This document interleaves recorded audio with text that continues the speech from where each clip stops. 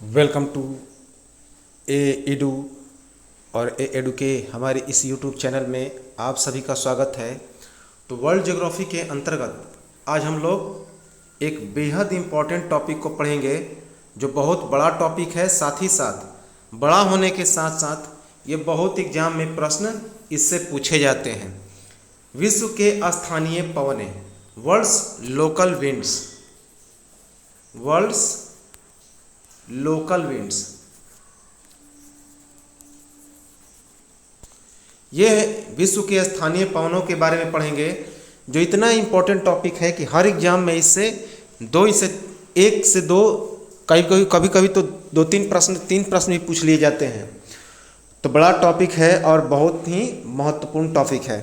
विश्व की जो ज्योग्राफी हम लोग का सीरीज चल रहा है, अब ये शायद समाप्ति की ओर है,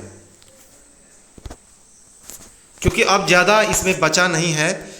अब ज्वालामुखी बचा है, उसके बाद थोड़ा बहुत बंदरगाह अब देखेंगे हम लोग, और लगभग इसके बाद यह टॉपिक जो है वर्ल्ड ज्योग्राफी, इसके बाद सभी महादेशों को हम लोग बारी बारी से देख लेंगे, सभी महादेशों की चर्चा कर लेंगे। हालांकि जितने सारे टॉपिक हैं हम लोग देख लिया है, झील, नदी, पर्वत, तो सब कवर हो जाएगा, सभी लगभग खबर। अब थोड़ा बहुत हम लोग देखेंगे महादेश के बारे में, तो उसको देखकर ये जो वर्ल्ड ज्योग्राफी है उसकी सीरीज को हम लोग समाप्त करेंगे। एक एक चीज़, इससे बाहर आपको कहीं पर सभी पढ़ने की ज़रूरत नहीं पड़ेगी। बहुत ही महत्वपूर्ण वीडियो होगा और इसका पीडीएफ जैसे ही समाप्त होगा पूरा वर्ल्ड ज्योग्राफी, इसका पीडीएफ प्रोवाइड कर दिया जाएगा। तो चलिए हम लोग शुरुआत करते हैं इस टॉपिक को, जिसका नाम है विश्व की स्थानीय पवनें, लोकल विंड्स। अभी लोकल विंड को समझने से पहले हम लोग समझे कि पवन क्या है। हवा, पवन अर्थात विंड, हवा को एयर कहते हैं, और जब यही हवा तेजी से प्रवाह होने लगता है तो इसे पवन कहा जाता है, विंड कहा जाता है।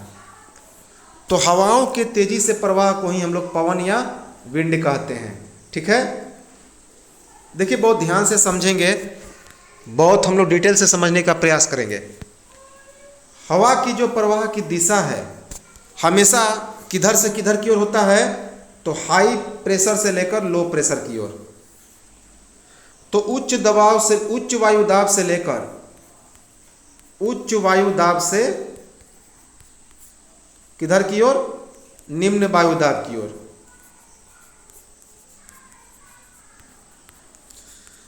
अर्थात हाई प्रेशर से लेकर लो प्रेशर की ओर, ये इधर ही हवा का दबाव होता है, याद रखेंगे। हाई प्रेशर से लो प्रेशर, अर्थात इसको समझने का प्रयास करेंगे। जैसे कि ये सूर्य है, सूर्य की जहाँ पे गर्मी, खास करके विषुवत रेखा का जो क्षेत्र है, भूमध्य सागरीय क्षेत्र है, तो वहाँ पर सूर्य लंबवत पड़ता है। तो उन क्षेत्रों में क्या होता है कि खास करके जो 10 डिग्री या 5 डिग्री जो उत्तरी अक्षांश से 5 डिग्री मान के चलते हैं, 5 डिग्री उत्तर से 5 डिग्री दक्षिण तक, इनके बीच का जो एरिया होता है यह विषुवत रेखीय प्रदेश कहलाता है, भूमध्य सागरीय प्रदेश कहलाता है। तो यहाँ पर सूर्य सीधा लंबवत पड़ता है। तो इस दौरान क्या होता है कि यहाँ की जो गर्मी के कारण, प्रकाश की जो गर्मी के कारण यहाँ की हवाएं हल्की होकर ऊपर उड़ जाती है, हल्की होकर ऊपर की ओर उड़ जाती है, जिससे यहाँ पे लो प्रेशर का एरिया बनता है। क्या बनता है? लो प्रेशर, अर्थात टेम्परेचर हाई हो जाएगा। हाई टेम्परेचर होगा, उच्च तापमान, तो प्रेशर क्या हो जाएगा? लो हो जाएगा। तो जब टेम्परेचर हाई होगा तो उस कंडीशन में ये जो प्रेशर है वो कैसा हो जाएगा? लो हो जाएगा। तो कंडीशन समझ में आ गया होगा कि जब तापमान बढ़ेगा तो दबाव अचानक से कम हो जाएगा, और दबाव बढ़ेगा, तापमान कम होगा तो दबाव भी क्या हो जाएगा? बढ़ जाएगा। अर्थात कैसे? जैसे कि जब गर्मी तेज पड़ेगी तो उस कंडीशन में हवाएं क्या हो जाएगी? हल्की होकर ऊपर की ओर उड़ जाएगी, वो सूख जाएगी। इसमें किसी भी तरह का नमी नहीं रहेगा, मॉइस्चर नहीं रहेगा, जिसके कारण वो हल्की होकर ऊपर की ओर उड़ जाएगी और यहाँ की स्थान खाली हो जाएगी। अर्थात यहाँ पे लो प्रेशर का एरिया बन जाएगा। जब लो प्रेशर का एरिया बन जाएगा, क्यों? क्योंकि टेम्परेचर कैसा था? हाई टेम्परेचर था। तो हाई टेम्परेचर होगा तो लो प्रेशर बन जाएगा। तो उसको भरने के लिए बाहर से क्या होता है? हवाएं चलती है। तो होता क्या है? होता है कि जब ये ध्रुवीय प्रदेश, ये जैसे कि ये है कि हमारा जो उष्णकटिबंधीय क्षेत्र है, तो उष्णकटिबंधीय का मतलब हो गया क्या? ये विषुवत रेखीय प्रदेश है, यहाँ पे सूर्य लंबवत पड़ेगा, सीधा पड़ेगा। लेकिन इससे जब हम लोग दूर जाएंगे तो उस कंडीशन में सूर्य जो होता है तिरछा पड़ता है, सूर्य की दूरी इससे ज़्यादा हो जाता है, जिसके कारण क्या होता है कि यहाँ पे लो प्रेशर का एरिया बनता है। कैसा बनता है? लो प्रेशर का। तो जब लो प्रेशर का एरिया बनेगा तो उस कंडीशन, क्यों? क्योंकि सूर्य की गर्मी कम रहेगी, तो उस कंडीशन में लो टेम्परेचर रहेगा। तो लो टेम्परेचर रहेगा तो वहाँ पे हवाएं क्या होगी? हवाएं नीचे की ओर बैठ जाएंगी, हवाएं नीचे की ओर बैठ जाएंगी, जिसके कारण यहाँ पे प्रेशर क्या हो जाएगा? हाई प्रेशर हो जाएगा। तो अब लो टेम्परेचर में हाई प्रेशर, तो हाई प्रेशर से लो टेम्परेचर की ओर हवाएं जाएंगी। सिंपल सी बात है। तो हवाओं का दबाव अब कैसा रहेगा? हाई प्रेशर से लेकर लो प्रेशर की ओर। समझ में आ गया होगा? लो प्रेशर तब बनेगा जहां पे टेम्परेचर हाई हो। तो हाई जब टेम्परेचर रहेगा तो वहां पे हवाएं हल्की होकर ऊपर उड़ जाएगी, जिसके कारण उच्च दाब वायुदाब जहां पे रहेगा, अर्थात जहां वायु का घनत्व ज़्यादा रहेगा, वहां से उठ के वायु आएंगी और इसको भर देंगी, जिसके कारण उधर का अब निम्न दाब वायुदाब बन जाएगा और इधर उच्च वायुदाब बन जाएगा। अर्थात उच्च वायुदाब से निम्न दाब वायुदाब की ओर हवा का दबाव रहता है। समझ में आ गया होगा? हवा का प्रवाह रहता है। एक नियम है जिसे कहा जाता है फेरेल का नियम। क्या कहा जाता है? फेरेल का नियम। फेरेल ने क्या बताया था कि धरातल पर मुख्य रूप से चलने वाली सभी हवाओं का जो मुड़ाव है वह पृथ्वी की गति के कारण होता है। तो बहुत इंपॉर्टेंट है, इसको याद रखेंगे। क्या कह रहा है इसे ध्यान से सुनेंगे।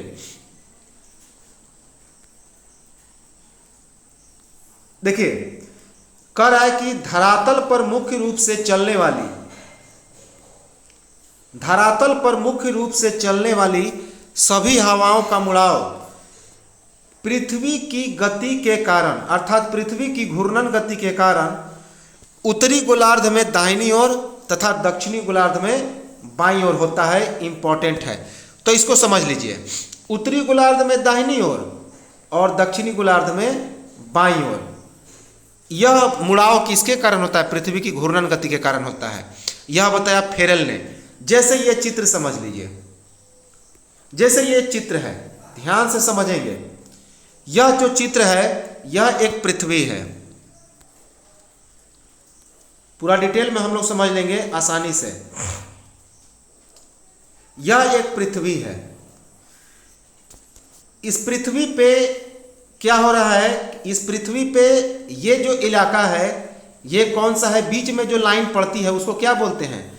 जो पूरब से पश्चिम की ओर घूम जाती है उसे हम लोग विषुवत रेखीय निम्न दाब पेटी कहते हैं। इक्वेटोरियल लो प्रेशर बेल्ट, ये विषुवत रेखा है। विषुवत रेखा है अर्थात भूमध्य रेखा है, जो कि काल्पनिक रेखा है जो बीचों बीच गुजरती है पृथ्वी के।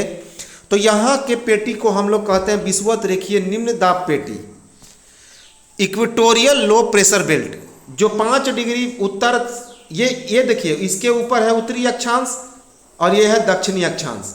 तो इधर आधा भाग है दक्षिणी अक्षांश की ओर, उधर आधा भाग है उत्तरी अक्षांश की ओर। तो 5 डिग्री उत्तर से 5 डिग्री दक्षिण, ये अनुमानतः मानते हैं, ये कोई बताने के लिए बताया गया है। 5-10 डिग्री भी हो सकता है। तो हम लोगों ने समझने के लिए समझा है कि 5 डिग्री उत्तर 5 डिग्री दक्षिण। तो बीच वाले को हम लोग बोलते हैं यहाँ पे विषुवत रेखीय निम्न दाब पेटी, इक्वेटोरियल लो प्रेशर बेल्ट। तो यहाँ पे क्या होता है? सूर्य लंबवत पड़ता है, तो इस कंडीशन में लो प्रेशर बनेगा। कैसा प्रेशर बनेगा? Low pressure. क्यों? क्योंकि जब सूर्य लंबवत पड़ता है तो उस कंडीशन में टेम्परेचर कैसा रहेगा? हाई टेम्परेचर रहेगा। तो प्रेशर कैसा हो जाएगा? लो हो जाएगा। समझ में आ गया? तो जब जैसे ही प्रेशर लो होगा तो यहाँ पे हवा का दबाव क्या हो जाएगा, कम हो जाएगा। यहाँ पे हवा बिल्कुल 9 के बराबर रहेगा। तो ये इस क्षेत्र को हवा को भरने के लिए बाहर से चारों तरफ से क्या आएंगी, हवाएं आएंगी, और वहीं से हवा आएंगी जहाँ पे प्रेशर क्या रहेगा, हाई रहेगा। हाई प्रेशर का मतलब क्या, जहाँ पे हवा ज़्यादा मात्रा में घनत्व के रूप में रहेगा। तो ये क्या करेंगी, तो फेरेल का नियम क्या कहता है, फेरेल का नियम कहता है ये तो है दक्षिणी गोलार्ध, तो दक्षिणी गोलार्ध में जो हवाएं हैं ये किधर की ओर आती हैं, तो ये इस तरह से आती हैं बाईं ओर, और उत्तरी गोलार्ध में दाईं ओर। उत्तरी गोलार्ध में कैसे, बाईं ओर। तो उत्तरी गोलार्ध में देखिए दाहिनी ओर और दक्षिणी गोलार्ध में बाईं ओर। तो ये बाईं ओर से जा रही है, और उत्तरी गोलार्ध में जब हम लोग ऐसे रखेंगे तो दाहिना हाथ हम लोग का इधर पड़ेगा, क्योंकि उत्तरी गोलार्ध में जब हम लोग रहेंगे तो दाहिना हाथ इधर पड़ेगा और दक्षिणी गोलार्ध में दाहिना हाथ इधर पड़ेगा। ठीक है, तो उस कंडीशन में ये हो जाएगा दाहिनी ओर। तो दाहिनी ओर से हवाएं आती है इस तरह से। ये किस कारण से होता है, घूर्णन गति के कारण। जो रोटेशन होता है पृथ्वी का कैसे होता है, पश्चिम से पूरब की ओर, पश्चिम से पूरब की ओर होता है इस तरह से। अब देखिए 5 डिग्री उत्तर से 25 डिग्री के बीच के जो इलाका है, यहाँ पे जो हवाएं बहती हैं उसे व्यापारिक पवन या पूर्वी पवन कहते हैं, जिसको पूर्वैया हवा कहते हैं। क्या बोलते हैं, पूर्वैया हवा। इसमें थोड़ा सा मॉइस्चर होता है, नमी होता है। क्यों, क्योंकि ये ध्रुवीय पेटी से होकर आते हैं, ये समुद्री इलाकों से होकर आते हैं, क्योंकि वहाँ पे सूर्य का जो प्रकाश है वो लंबवत नहीं पड़ के तिरछी पड़ता है, जिसके कारण हवाएं वहाँ पे क्या रहती है, तो पूरी तरह से सूखी हुई नहीं रहती है, उसमें मॉइस्चर होता है। तो जब मॉइस्चर युक्त हवा आती है जिसे व्यापारिक पवन या पूर्वी पवन कहते हैं, ट्रेड विंड्स कहा जाता है, तो 25 से 35 डिग्री को हम लोग उपोष्ण उच्च दाब पेटी कहते हैं, अश्व अक्षांश। क्या कहते हैं, 25 डिग्री से 35 डिग्री के बीच के एरिया को हम लोग उपोष्ण उच्च दाब पेटी अर्थात अश्व अक्षांश भी इसे कहते हैं, mid longitudinal high pressure belt. क्या बोलते हैं, mid longitudinal high pressure belt अर्थात उपोष्ण उच्च दाब पेटी, इसे अश्व अक्षांश भी कहते हैं। ठीक है, तो अश्व अक्षांश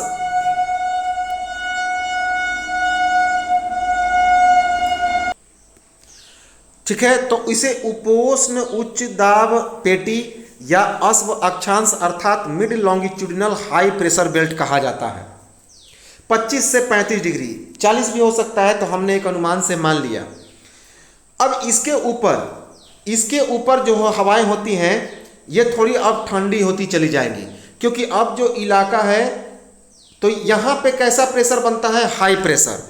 तो उपोष्ण उच्च दाब पेटी जैसा जहाँ जहाँ उच्च लगा रहेगा तो इसे यहाँ पे हाई प्रेशर बेल्ट रहेगा। तो हाई प्रेशर बेल्ट रहेगा तो इसे अश्व अक्षांश भी कहते हैं। अब ये उपोष्ण क्यों कहते हैं, उपोष्ण का मतलब होता है उप उष्ण। उप उष्ण का मतलब होता है थोड़ी बहुत यहाँ पे गर्मी रहेगी, लेकिन बेल्ट कैसा रहेगा, तो यह बेल्ट रहेगा हाई प्रेशर का। अब ये इलाके धीरे धीरे उत्तरी अक्षांश में बढ़ेंगे, तो अब ठंडा का इलाका बढ़ते चला जाएगा तो प्रेशर हाई बढ़ते चला जाएगा। तो अब ध्रुवीय इलाका आएंगे, तो अब जैसे ही हम लोग उत्तरी 55 से 35 से 55 के बीच, ये जो 35 डिग्री से 55 डिग्री के बीच का इलाका है, यहाँ पे बहती है कैसी हवाएं, तो यहाँ पे जो हवाएं बहती हैं ये ठंडी हवाएं बहती हैं।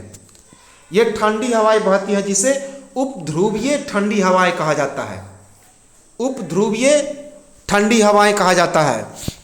अब ये यहाँ पे जो ये किधर की ओर बहेगा, तो चूंकि हाई प्रेशर से जा रहा है तो लो प्रेशर की ओर जा रहा है। हाई प्रेशर है यहाँ पे, कहाँ पे, उपोष्ण उच्च दाब पेटी में, अश्व अक्षांश में। तो यहाँ से चूंकि ये हाई प्रेशर है तो ये हवाएं लो प्रेशर की ओर जा रहा है।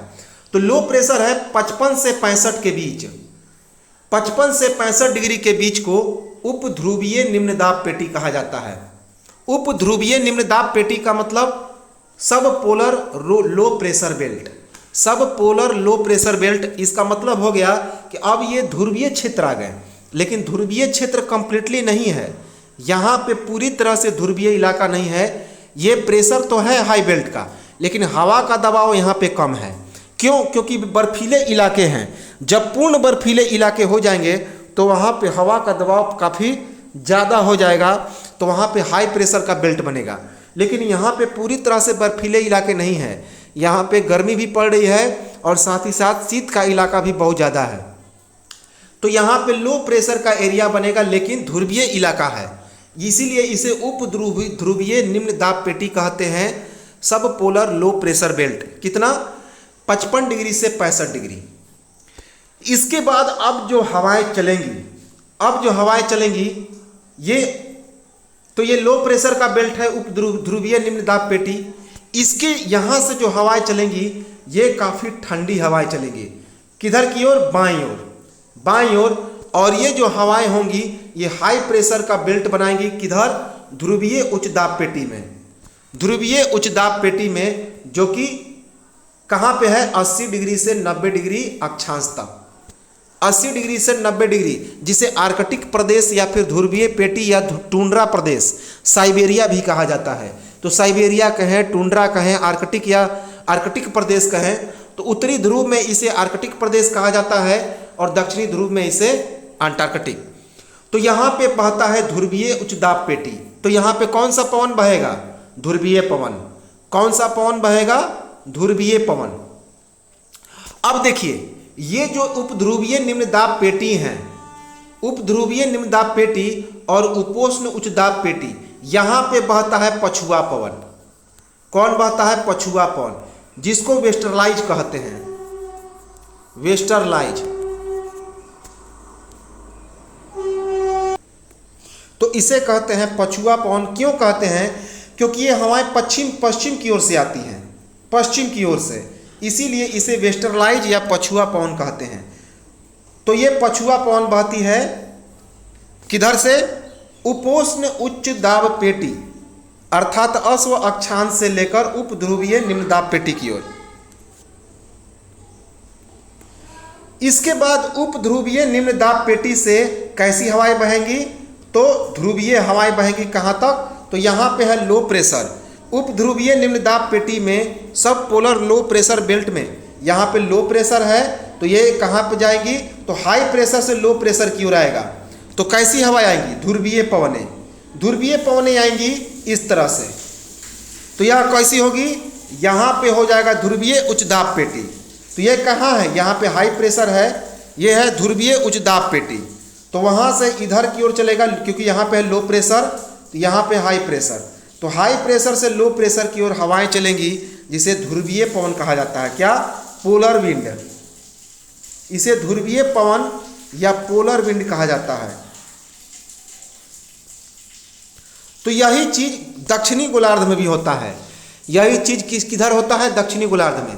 तो बस उत्तरी गोलार्ध में दाईं ओर से और दक्षिणी गोलार्ध में बाईं ओर से हवाएं चलती है। यही कंडीशन होता है। जैसे कि यहाँ पे देखिए, दक्षिणी गोलार्ध में यहाँ पे बहती है पूर्वी पवन, जो पूरब की ओर से आती है, अर्थात इधर से आएगी। और ये देखिए, जब हम लोग उधर की ओर बैठेंगे तो पूरब हो जाएगा इधर, इधर की ओर बैठेंगे तो पूरब हो जाएगा इधर। ठीक है? तो पूर्वी पवनें आती हैं इधर से। तो ये पूर्वी पवन या व्यापारिक पवन, जो इराक और ईरान के लोग व्यापारी आते थे, अरबी, तो ये उनको इस हवाओं से व्यापार करने में मदद मिलती थी। वे आसानी से समुद्र के रास्ते हवाओं के माध्यम से जल्दी पहुंच जाते थे व्यापार करने के लिए। इसीलिए उन्होंने इसे व्यापारिक पवन नाम रख दिया। तो व्यापारिक पवन जो ईस्टरलाइज, पूर्वी पवन को क्या कहा जाता है? ईस्टरलाइज। तो किसने नाम रखा है? अरबों ने। किसने? अरबियों ने। तो यहाँ पे देखिए, यह है पछुआ पवन बह रहा है हाई प्रेशर से लो प्रेशर की ओर। पश्चिम से हवाएं आ रही हैं, वेस्टरलाइज पवन। फिर यहाँ से लो प्रेशर बना, यहाँ पे बन गया हाई प्रेशर। तो हाई प्रेशर से लो प्रेशर की ओर हवाएं जा रही है, तो यह है ध्रुवीय पवन। यह है ध्रुवीय पवन। तो ध्रुवीय ये पेटी है, ध्रुवीय उच्च दाब पेटी है 80 से 90 के बीच। तो यहाँ से जा रहा है किधर? उप ध्रुवीय निम्न दाब पेटी की ओर सब पोलर लो प्रेशर बेल्ट, ये लो प्रेशर बेल्ट है ध्रुवीय पवन। फिर यहाँ से उप ध्रुवीय निम्न दाब पेटी की ओर उपोष्ण उच्च दाब पेटी से पछुआ पवन बह रही है, और फिर ये उपोष्ण उच्च दाब पेटी से इस विषुवत रेखीय प्रदेश की ओर कौन सी पवन बह रही है? पूर्वी पवन या फिर व्यापारिक पवन। समझ में आ गया होगा, डिफिनीशन आसानी से लिखा जा सकता है। अब है पवन का संचलन, विंड मूवमेंट। विंड मूवमेंट अर्थात हवा किस प्रकार से चलता है? तो हवा दो प्रकार से चलता है, एक क्षैतिज गति में और एक ऊर्ध्वाधर गति में। तो एक है क्षैतिज गति अर्थात एक होता है हॉरिजॉन्टल मूवमेंट और एक होता है ऊर्ध्वाधर गति अर्थात वर्टिकल मूवमेंट। तो हॉरिजॉन्टल मूवमेंट और वर्टिकल मूवमेंट, तो हवा का जो संचलन है वो दो प्रकार से होता है, एक होता है क्षैतिज गति और दूसरा होता है ऊर्ध्वाधर गति। तो क्षैतिज का मतलब होता है जो इस तरह से चलता है, और ऊर्ध्वाधर का मतलब होता है जो ऊपर से नीचे या नीचे से ऊपर की ओर चलता है। तो क्षैतिज गति और उसके बाद होता है ऊर्ध्वाधर गति। तो ये दो जो है हवा संचलित होती हैं, विंड का मूवमेंट होता है। अब है कि प्रचलित पवन कितने प्रकार के होते हैं? तो पवन के प्रकार अर्थात टाइप्स ऑफ विंड, पवन कितने प्रकार के होते हैं? तो एक होता है प्रचलित पवन जिसे परमानेंट विंड कहते हैं। प्रचलित पवन अर्थात परमानेंट विंड जो एक ही प्रकार से बहते रहता है। दूसरा है मौसमी पवन जिसे मानसून विंड कहते हैं, एक निश्चित समय पर यह बहता है मौसमी पवन, इसका एक आने का एक अलग मौसम होता है। तीसरा है लोकल विंड्स स्थानीय पवन। तो इस चैप्टर में हम लोग इसी लोकल विंड्स की चर्चा करेंगे। यहीं से एग्जाम में प्रश्न मोस्टली पूछे जाते हैं कि कौन सी पवनें किस देश में किस महादेश में बहती है, ठंडी है या फिर गर्म है। तो यही तीन चीज़ मोस्टली पूछी जाती है, और कभी कभी यह भी पूछी जा सकती है कि इनके बारे में कुछ एक्स्ट्रा फैक्ट है जो इम्पोर्टेंट होंगे उन्हीं से पूछी जाती है, सबके बारे में नहीं पूछी जाती। लेकिन हम यहाँ पे 50 से 60 के करीब लोकल विंड्स की चर्चा करेंगे जो मोस्ट इनफ है और सफिशिएंट है, बहुत ज़्यादा है। इससे बाहर एग्जाम में प्रश्न नहीं पूछे जाएंगे। अब है कि प्रचलित पवन को ही अस्थाई पवन भी कहते हैं क्योंकि ये परमानेंट विंड है। अभी हमने क्या बताया है कि प्रचलित पवन को ही अस्थाई पवन कहते हैं। तो यह पृथ्वी के विस्तृत क्षेत्र पर एक ही दिशा में वर्ष भर चलने वाली पवन है। पृथ्वी के विस्तृत क्षेत्र में एक ही दिशा में वर्ष भर चलने वाली पवन को हम लोग अस्थाई पवन कहते हैं। तो पृथ्वी के विस्तृत क्षेत्र पर एक ही दिशा में जो वर्ष भर हवाएं चलती हैं तो उन्हें अस्थाई पवन कहा जाता है। ये कितने प्रकार के होते हैं? तो 3 प्रकार के। ये 3 प्रकार के होते हैं। पहला है व्यापारिक पवन जिसे ट्रेड विंड कहते हैं, इसे पूर्वैया हवा भी कहते हैं, पूर्वी पवन भी कहते हैं। ईस्टरलाइज विंड, पूर्वैया हवा जिसमें थोड़ी सी नमी और चिपचिपाहट होती है, ईस्टरलाइज विंड।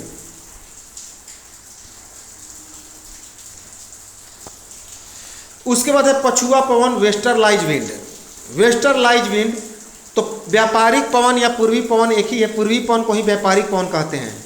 पछुआ पवन अभी हमने बताया जो पश्चिम की ओर से चलती है, वेस्टरलाइज। और तीसरा है ध्रुवीय पवन जो ध्रुव से चलती है अर्थात पोलर रीजन से लेकर जो निम्न ध्रुवीय जो उप ध्रुवीय निम्न दाब पेटी है, सब पोलर जो रीजन है, लो प्रेशर बेल्ट, सब पोलर लो प्रेशर बेल्ट है, उधर की ओर जो हवाएं चलती है पोलर रीजन से, ध्रुवीय क्षेत्र से, तो उसे ध्रुवीय पवन या पोलर ईस्टरलाइज कहते हैं, पोलर ईस्टरलाइज। इसके बाद है मानसून शब्द का अर्थ। मानसून शब्द का अर्थ क्या होता है? हवाओं का रुख बदलना। तो मानसून में क्या होता है? ये मौसमी पवन होते हैं, इसमें लगातार हवाएं क्या होती हैं? अपना रुख बदलते रहती हैं। तो भारत में मानसून आता है जून के करीब में, जून जुलाई में। तो मानसून शब्द का अर्थ है हवाओं का रुख बदल जाना, याद रखेंगे। इसके बाद है पछुआ पवनें, पछुआ हवाएं या पछुआ पवनें। भूमध्य रेखा के 30 डिग्री से 60 डिग्री उत्तर दक्षिण अक्षांश रेखाओं के मध्य बहने वाली हवाओं को पछुआ हवाएं कहते हैं।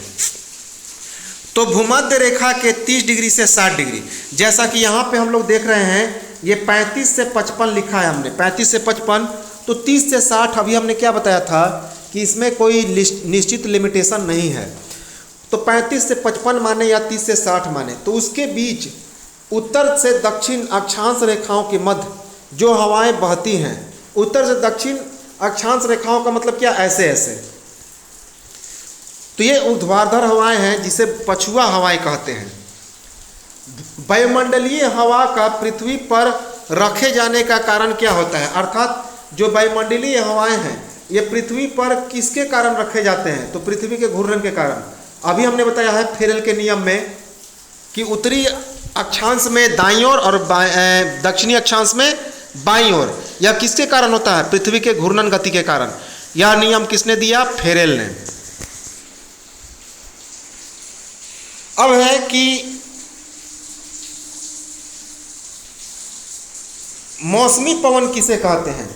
मौसमी पवन किसे कहते हैं? जिसको मानसूनी पवन भी कहते हैं। तो मौसमी पवन या मानसूनी विंड्स मौसम या समय के साथ परिवर्तन के साथ दिशा बदलने वाली पवनें। तो मौसम या समय के साथ जो अपनी दिशा बदलती हैं उन पवनों को मौसमी पवन कहते हैं। तो मौसम या समय के साथ, समय के परिवर्तन के साथ जो पवनें अपनी दिशा बदलती हैं उन्हें मौसमी पवन कहते हैं। ये 3 प्रकार की होती हैं। कौन कौन? मानसूनी पवन, स्थलीय समीर और समुद्री समीर। कौन कौन होती है? मानसूनी पवन, स्थलीय समीर और समुद्री समीर। तो लैंड ब्रीज, सी ब्रीज और मानसूनी विंड। अब है समुद्री समीर, सी ब्रीज। अब क्या है? समुद्री समीर, जिसे सी ब्रीज कहा जाता है। तो दिन के समय जमीन समुद्र की अपेक्षा तेजी से गर्म होता है। दिन के समय क्या होता है कि जो जमीन है समुद्र की अपेक्षा तेजी से गर्म होता है, जिससे यहाँ की हवाएं गर्म होकर क्या हो जाती है? तो यहाँ की हवाएं गर्म होकर ऊपर की ओर उठ जाती है। इस प्रकार यहाँ की हवाओं को भरने के लिए समुद्र की ओर से ठंडी पवनें आती हैं और इन हवाओं को ही समुद्री समीर कहा जाता है। इन हवाओं को क्या कहते हैं? तो सी ब्रीज अर्थात समुद्री समीर कहते हैं। देखिए, जैसे कि ये जमीन है, ये जमीन है, ये जमीन है, यहाँ पे है समुंदर, यहाँ पे है समुंदर, ये समुंदर है। तो ये जो जमीन है, होता क्या है कि दिन के समय सूरज की जब तेज रोशनी आती है तो ये जल्दी गर्म हो जाएगा। ये जल्दी क्या हो जाएगा? गर्म हो जाएगा। ये जल्दी हीट हो जाएगा। तो जैसे ही हीट होगा तो यहाँ का जो हवा है वो हल्का होकर ऊपर की ओर उठ जाएगा। तो यहाँ पे कैसा प्रेशर बन जाएगा? Low pressure. तो जब टेम्परेचर हाई था तो यहाँ पे लो प्रेशर बन जाएगा। तो यहाँ पे चूंकि जल्दी गर्म हो जाता है या देरी से गर्म होता है, तो जब देरी से गर्म होता है तो यहाँ पे है हाई प्रेशर। तो जैसे ही हाई प्रेशर है तो ये किधर की ओर आएगा? इस लो प्रेशर की ओर। तो हवाएं क्या होगी? इधर की ओर भरने की ओर आएगी, जिससे यहाँ पे अब हो जाएगा हाई प्रेशर और यहाँ पे हो जाएगा लो प्रेशर। तो इसी हवा को हम लोग कहते हैं सी ब्रीज। क्या बोलते हैं? सी ब्रीज, समुद्री समीर। क्या बोलते हैं? समुद्री समीर। लेकिन रात्रि में क्या होता है? जैसे ये समुंदर है, रात में जैसे ये समुंदर है तो यहाँ पे है जमीन। रात में क्या होता है? रात में ये जो समुद्र है ये तेजी से ठंडा होता है। क्या होता है? तेजी से ठंडा होता है, और यह बहुत धीरे धीरे गर्म होता है, बहुत धीरे धीरे ठंडा होता है। तो इस कंडीशन में क्या होता है? इस कंडीशन में ये हवाएं क्या होगी? ये जैसे कि रात्रि में क्या होता है, ये जो समुद्र होता है ये बहुत धीरे धीरे ठंडा होता है, ये बहुत धीरे धीरे ठंडा होता है, जिसके कारण यहाँ पे लो प्रेशर का एरिया बनता है। कैसा? लो प्रेशर का। लेकिन जो ज़मीन है, ये ज़मीन बहुत ही तेज़ी से ठंडा हो जाता है। तो जब तेज़ी से ठंडा होगा तो उस कंडीशन में यहाँ पे हो जाएगा हाई प्रेशर और यहाँ पे हो जाएगा लो प्रेशर, क्योंकि जब ये धीरे धीरे ठंडा होगा तो टेम्परेचर कैसा रहेगा? इसका हाई रहेगा। टेम्परेचर इसका हाई रहेगा तो लो प्रेशर का एरिया बनेगा, जिससे ये हवाएं इसको भरने के लिए आएंगी, इसको हवाएं भरने के लिए आएंगी। तो ये थोड़ा सा गर्म हवा होता है। कैसा? गर्म हवा। और रात्रि में जो समुद्र से आती है वो ठंडी हवा होती है, तो इसको बोलते हैं लैंड ब्रीज, अर्थात स्थलीय समीर। क्या बोलते हैं? स्थलीय समीर। तो चीज़ें समझ में आ गई होगी, स्थलीय समीर और समुद्री समीर। तो लैंड ब्रिज क्या है कि रात्रि के समय समुद्र स्थल की अपेक्षा धीमी, यहाँ पे तेजी नहीं होगा, धीमा होगा, धीमा से ठंडा होता है, जिससे यहाँ की हवाएं गर्म होकर क्या होती है? ऊपर की ओर उठ जाती है, जिससे यहाँ पे लो प्रेशर का एरिया बन जाता है। और इसे भरने के लिए स्थल से एक तरह से कह सकते हैं ठंडी हवा नहीं, गर्म हवाएं आती हैं। मान के चलते हैं कि इसे गर्म हवाएं आती हैं, और इसी को स्थलीय समीर कहा जाता है, लैंड ब्रिज कहा जाता है। अब है स्थानीय पवन। तो सिंपल सा है कि जैसा नाम है वैसा ही काम होगा। स्थानीय पवन किसी विशेष स्थान और सीमित प्रभाव क्षेत्र तक चलने वाली हवाओं को स्थानीय पवन कहते हैं। तो किसी विशेष स्थान और सीमित प्रभाव क्षेत्र तक चलने वाली पवनों को स्थानीय पवन या लोकल विंड कहते हैं। एक है सनातनी पवन, पूरे वर्ष एक ही दिशा में जो पवनें प्रवाहित होती हैं।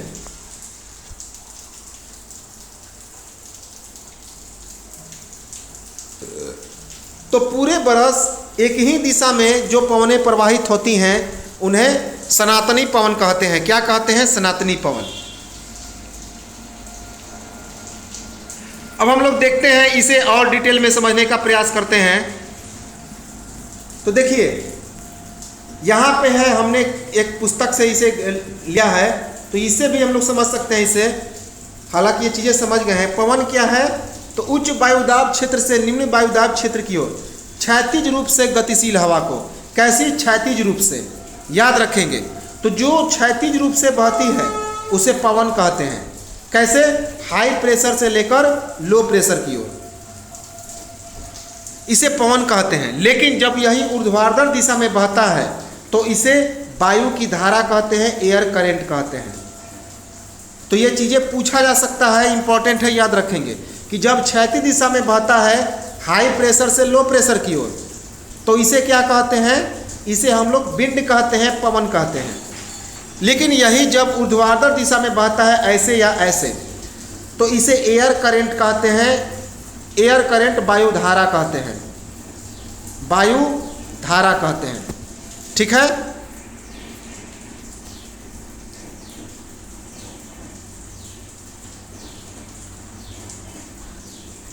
अब यहाँ पे है कि पवनों की दिशा के पृथ्वी के घूर्णन के कारण अपनी मूल दिशा से बदल जाने को कौन सा प्रभाव कहते हैं? कोरियोलिसिस प्रभाव कहते हैं।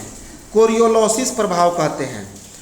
तो पवनों की दिशा के पृथ्वी के घूर्णन के कारण अपनी मूल दिशा से बदल जाने को हम लोग कोरियोलिसिस प्रभाव कहते हैं। कि जब पृथ्वी की घूर्णन होती है तो उसके कारण हवाएं अपनी डायरेक्शन को क्या करती है?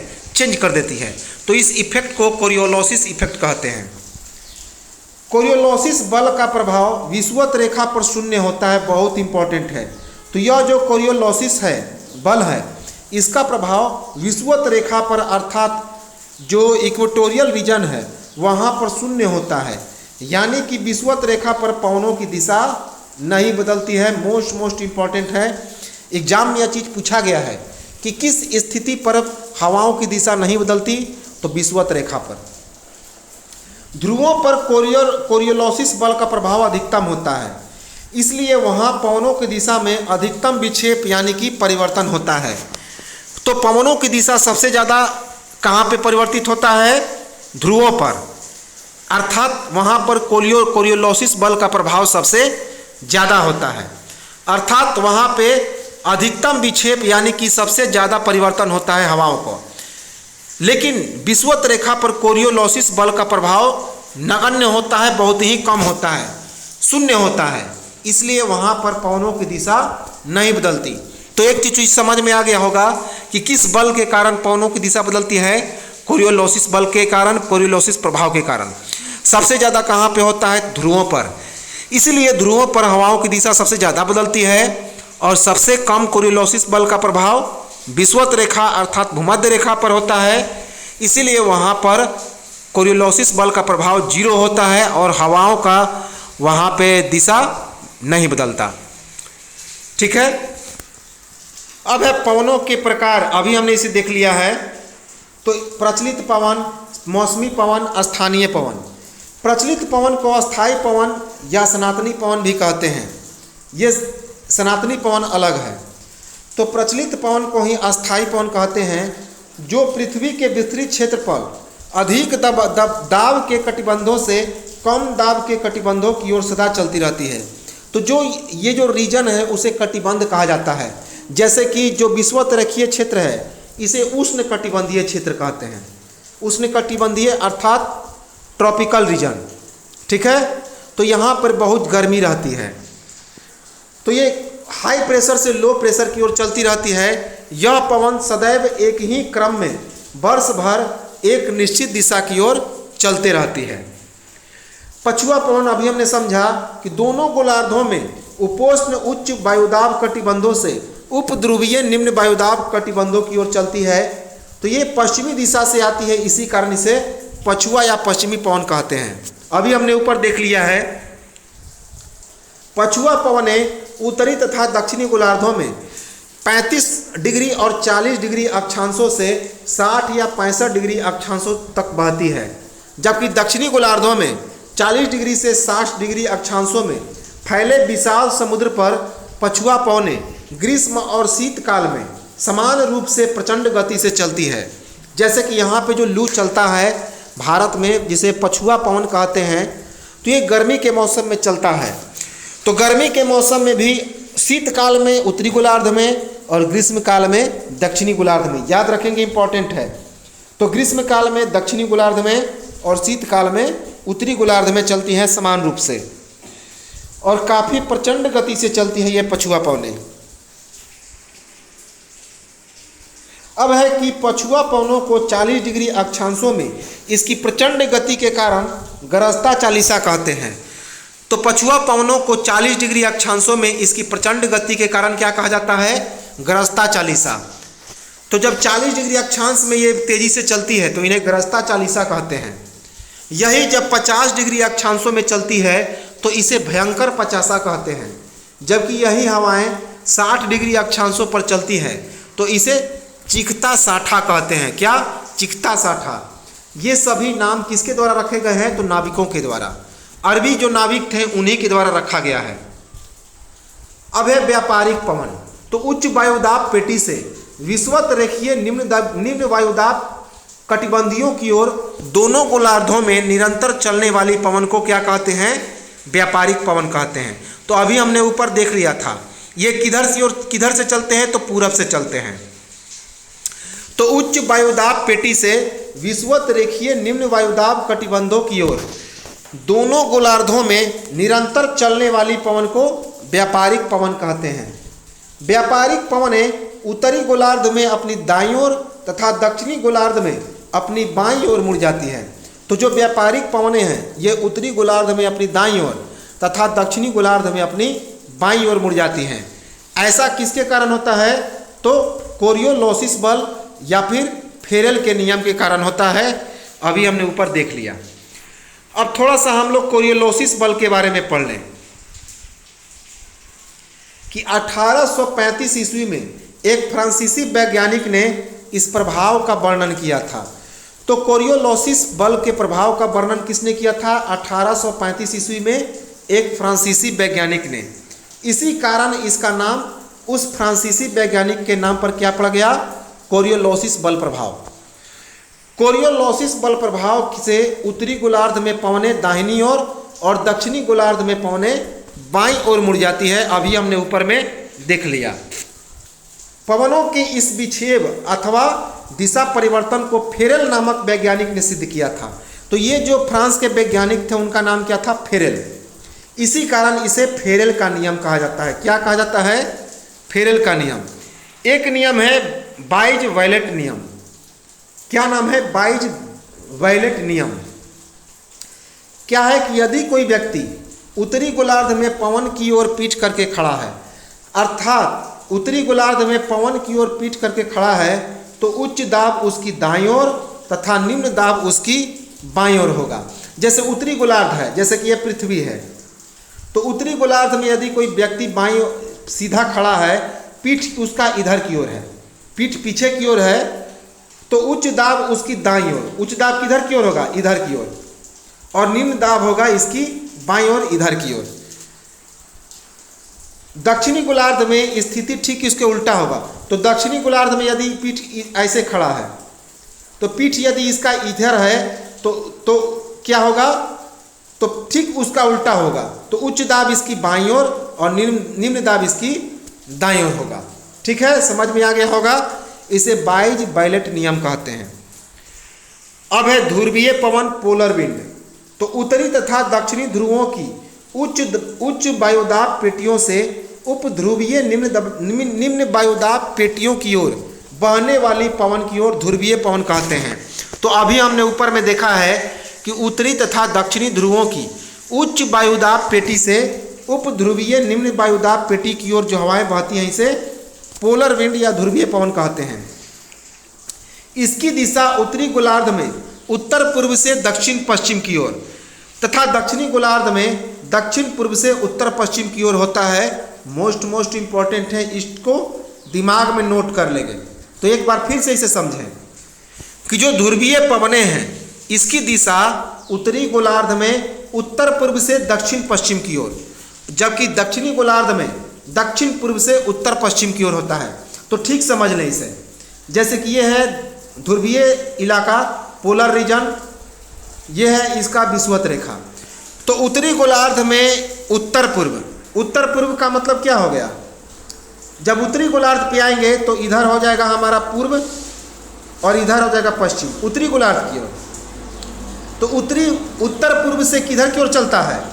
अर्थात इस रीजन से चलता है इस रीजन की ओर, इस रीजन से चलता है इस रीजन की ओर। लेकिन जब हम लोग इधर की ओर आएंगे तो ऐसे हवा चलेगा, ऐसे हवा चलेगा। अर्थात दक्षिण पूर्व से लेकर, ये दक्षिण पूर्व का इलाका है, किधर की ओर? उत्तर पश्चिम में। इधर से ऐसे चलेगा, ऐसे। ठीक है। ये पवनें बहुत ही क्या होती है? ठंडी होती है, क्योंकि ये ध्रुव की ओर से चलती है, आर्कटिक या और अंटार्कटिक क्षेत्र से चलती है, इसीलिए इसे ठंडी हवा, बहुत ठंडी होती है। उत्तरी गोलार्ध में इन पवनों को नॉर्थ ईस्टर्स कहते हैं। क्या कहते हैं? नॉर्थ ईस्टर्स, बहुत इंपॉर्टेंट है। तो इसी उत्तरी गोलार्ध में ध्रुवीय पवनों को नॉर्थ ईस्टर्स कहते हैं। चीज़ें समझ में आ गई होगी।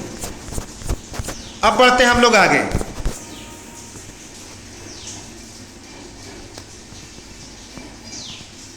अब एक छोटा सा क्षेत्र है जिसे डोलड्रम कहते हैं। क्या कहते हैं? डोलड्रम। तो उसे समझें। उष्ण कटिबंधीय पवन पेटी को डोलड्रम भी कहा जाता है।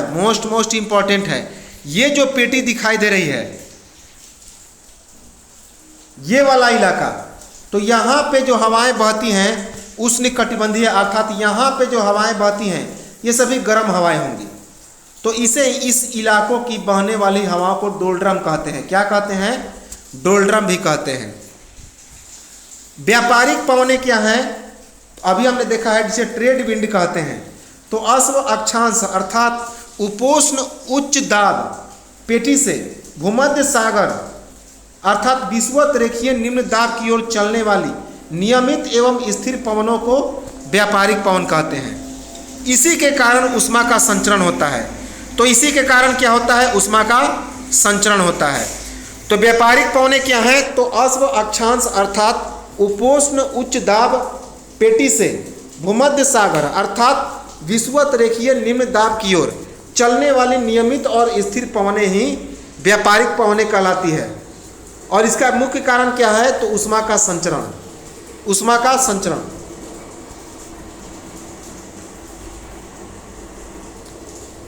अब एक गरजता चालीसा, दहाड़ता चालीसा। अभी हमने इसको देख लिया। गरजता चालीसा या दहाड़ता चालीसा क्या है, तो दक्षिणी गोलार्ध में 40 डिग्री अक्षांश के पास चलने वाली तेज पश्चिमी हवाओं को क्या कहते हैं, तो इसे गरजता चालीसा या दहाड़ता चालीसा कहते हैं। तो दक्षिणी गोलार्ध में 40 डिग्री अक्षांश के पास चलने वाली तेज चलने वाली पछुआ हवाओं को गरजती चालीसा या दहाड़ता चालीसा कहते हैं।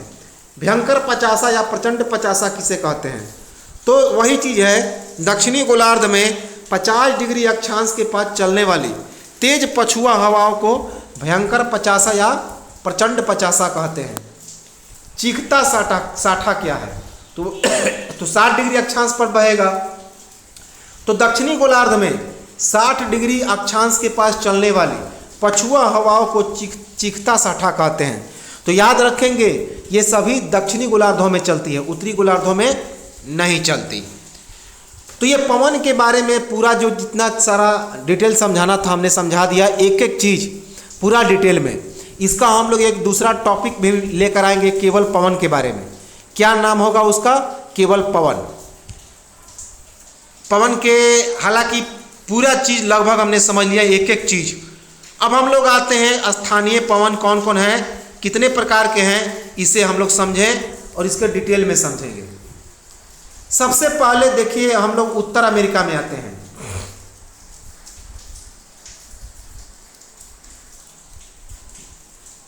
यह है उत्तर अमेरिका।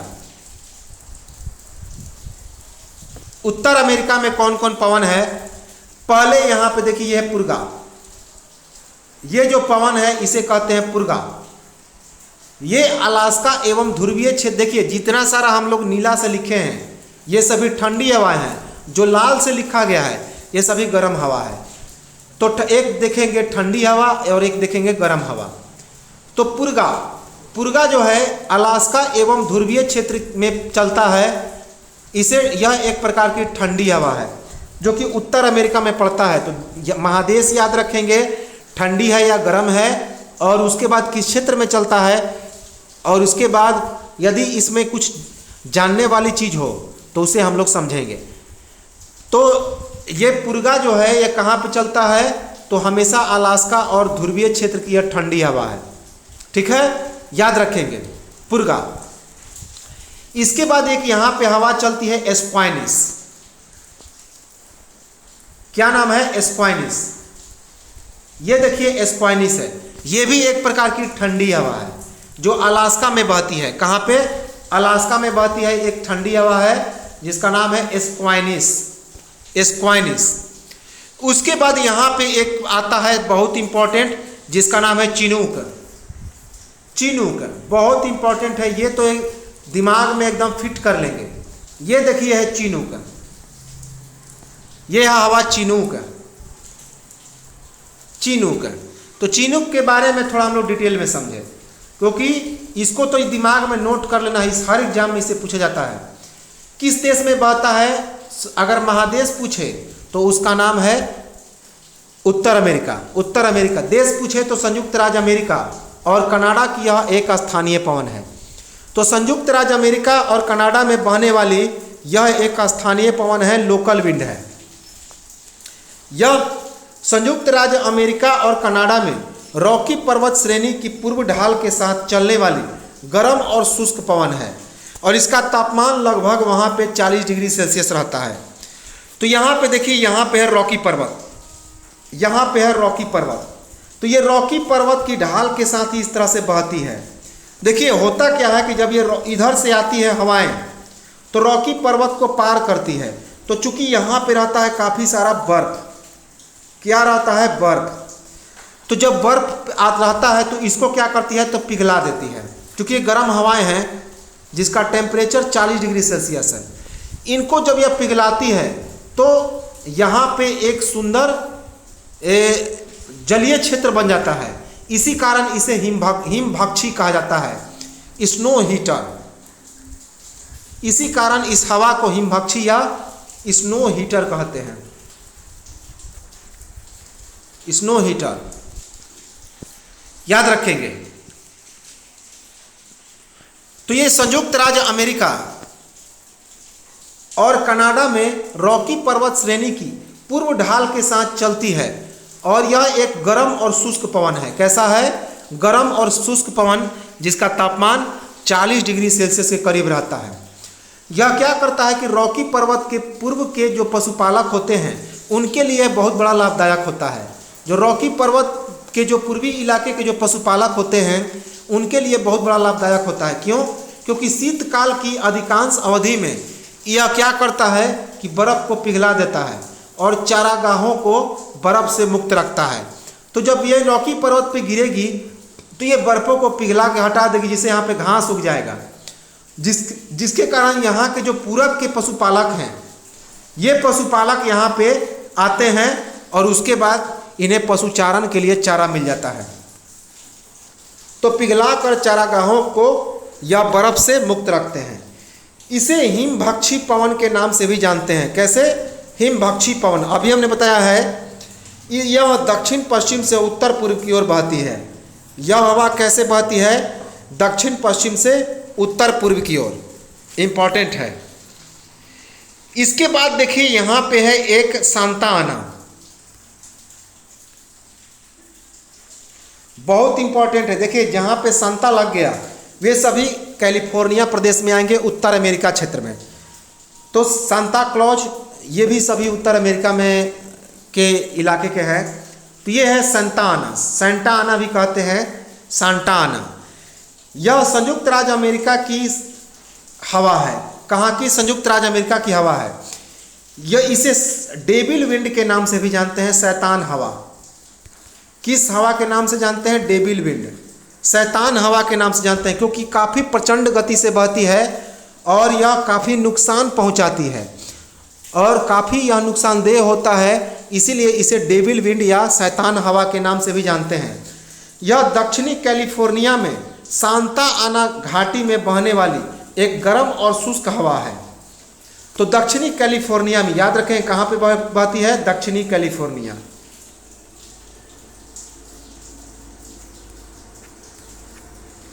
दक्षिणी कैलिफोर्निया में किस घाटी से? सांता आना घाटी में चलने वाली एक गर्म और शुष्क हवा है। यह फल के बगीचे को नुकसान पहुंचाता है। क्या करता है? फल के बगीचे को नुकसान पहुंचाता है। इसीलिए इसे डेविल विंड के नाम से भी जानते हैं। ये देखिए यहाँ पे एक हवा है कोरोमल। कोरोमल जो कि एक गर्म हवा है, लाल से है। तो जो मैक्सिको में बहती है, सॉरी नीला है, तो ये है हमारा कोरोमल। ये है मैक्सिको का इलाका। ये कौन सा इलाका है? मैक्सिको। तो मैक्सिको में बहने वाली यह कहाँ की है? तो ये पूर्वी मैक्सिको के इलाका में बहने वाली एक ठंडी हवा है। कौन? कोरोमल। ये देखिए कोरोमल है जो मैक्सिको में बहती है, एक ठंडी हवा है। इसके बाद है यहाँ पे एक नॉर्दर। तो नॉर्दर से पहले समझे ये जो हवा है एक मैक्सिको के इलाके में बह रही है जिसका नाम पापागायो। पापागायो। तो यहीं पे है, देखिए ये है हमारा मैक्सिको। और मैक्सिको और निकारागुआ, कौन कौन इलाका है? यहाँ पे है मैक्सिको और निकारागुआ। तो इसी के इलाके में बहती है ये हवा जिसका क्या नाम है? तो इस हवा का नाम है पापागायो।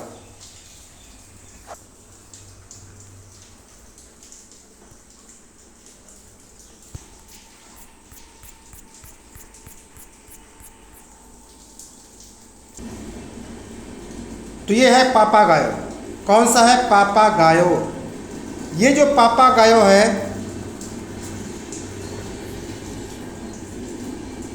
मैक्सिको और निकारागुआ में बहती है। कहाँ पे? उत्तर अमेरिका में।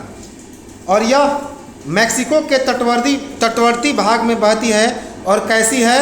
तो यह एक गर्म पवन है। कैसी है? तो गर्म हवा है, याद रखेंगे, ये गर्म हवा है।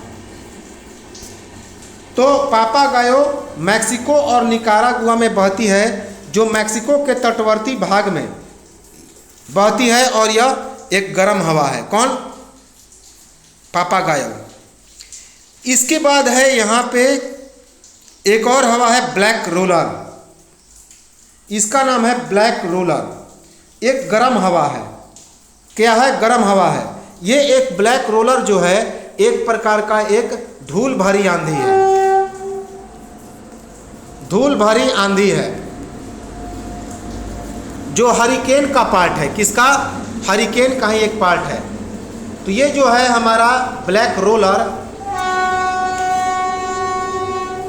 संयुक्त राज्य अमेरिका और कनाडा में बहती है। कहाँ पे? संयुक्त राज्य अमेरिका और कनाडा में। यह मध्यवर्ती उत्तर अमेरिका की गर्म एवं शुष्क पवन है। तो यह मध्यवर्ती उत्तर अमेरिका में बहने वाली गर्म और शुष्क पवन है। क्या नाम है? ब्लैक रोलर, जो एक धूल भरी आंधी है। क्या है? धूल भरी आंधी। इसके बाद यहाँ पे देखिए एक है जिसका नाम है ब्लिजार्ड। क्या नाम है? ब्लिजार्ड। ब्लिजार्ड यह आर्कटिक पवन है। कैसा है? आर्कटिक पवन, जो एक ठंडी पवन है।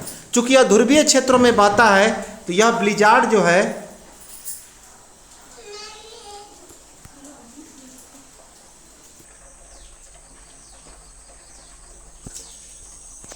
तो ब्लिजार्ड जो है वो कहाँ पे है? इसे आर्कटिक पवन के नाम से भी जाना जाता है। ये ब्लिजार्ड है। ये सभी ध्रुवीय पवनें हैं। कौन सी पवनें हैं? ध्रुवीय पवनें। इसके बाद है यहाँ पे एक नॉर्दर। ये क्या है? नॉर्दर है। ये जो पवन है इसका नाम है नॉर्दर। नॉर्दर के बारे में देखें तो नॉर्दर जो है, देखिए यहाँ पे है, ये नॉर्दर संयुक्त राज्य अमेरिका के टेक्सास प्रांत में बहती है। कहाँ पे? संयुक्त राज्य अमेरिका के टेक्सास प्रांत में। यह एक ठंडी और शुष्क पवन है। नीले रंग से है तो ठंडी और शुष्क पवन से। मध्य अमेरिका में इसे नॉल्टी के नाम से जाना जाता है। किस नाम से? नॉल्टी। याद रखेंगे, मध्य अमेरिका में इसे नॉल्टी के नाम से जाना जाता है। इंपॉर्टेंट है। उसके बाद यहाँ पे देखिए ये है एक ब्रिस्टल। ये उत्तर अमेरिका में आ रही है, मैक्सिको की तरफ, जिसका नाम है ब्रिस्टल। क्या नाम है? ब्रिस्टल नाम है। यह अटलांटिक महासागर से बह रही है हवाएं, जिसका नाम क्या है? ब्रिस्टल। ब्रिस्टल याद रखेंगे, ब्रिस्टल है। इसके बाद अब हम लोग आते हैं दक्षिण अमेरिका में। दक्षिण अमेरिका में बहुत इंपॉर्टेंट हवाएं हैं। जैसे ये एक हवा जो दिखाई दे रहा है यहाँ पे, इसका नाम है नेवाडोज। इसका नाम है नेवाडोज।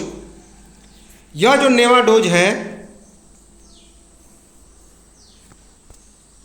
नेवाडोज की बात की जाए कहाँ पे है? यह इक्वाडोर में बहती है और एंडीज पर्वत की घाटी से यह प्रवाहित होती है। यह एक गर्म और शुष्क पवन है। कैसा है? गर्म और शुष्क पवन। देखिए ये सभी एंडीज पर्वत है। ये सभी ऐसे जो है एंडीज पर्वत है। ये यहाँ से ऐसे बहकर आती है, ऐसे बहती है नीचे की ओर, और यह इक्वाडोर में ज़्यादातर बहती है। इक्वाडोर की राजधानी क्वेटो है। तो इक्वाडोर में यह कहाँ से बहती है? एंडीज पर्वत की घाटी से। यह एक गर्म और शुष्क पवन है। इसके बाद बात की जाए तो ये है टेरल। ये जो पवन दिखाई दे रहा है इसका नाम है टेरल। क्या नाम है? टेरल। टेरल टेरल कहाँ है? तो पेरू और चिली देश में बहती है। दक्षिण अमेरिका के ये, क्योंकि ये जो इलाका है ये सब क्या है? चिली है, और यहाँ पे है पेरू। तो पेरू और चिली देश में बहती है। यह एंडीज पर्वत की पूर्वी ढाल पर चलने वाली एक ठंडी और शुष्क हवा है। याद रखेंगे। तो जो टेरल कैसी है? ठंडी और शुष्क हवा है, जो कि एंडीज पर्वत पर चलती है। कहाँ पे? एंडीज पर्वत पर। पेरू और चिली में बहती है और एंडीज पर्वत की पूर्वी ढाल पर, एंडीज पर्वत की पूर्वी ढाल पर चलने वाली ठंडी और एक शुष्क हवा है। इसके बाद ये इम्पॉर्टेंट है, यहाँ पे देखिए पैम्पेरो। ये जो पवन है मोस्ट इम्पॉर्टेंट है एग्जाम के दृष्टिकोण से, ये पैम्पेरो है। पैम्पेरो जैसा कि नाम से स्पष्ट है, ये पैम्पास जो अर्जेंटीना में मैदान है पैम्पास का, उसी के मैदान में यह बहती है। पंपास, पैम्पेरो किन किन देश में? तो ज़्यादातर मोस्टली अर्जेंटीना में बहती है। अर्जेंटीना, ब्राज़ील और उरुग्वे में।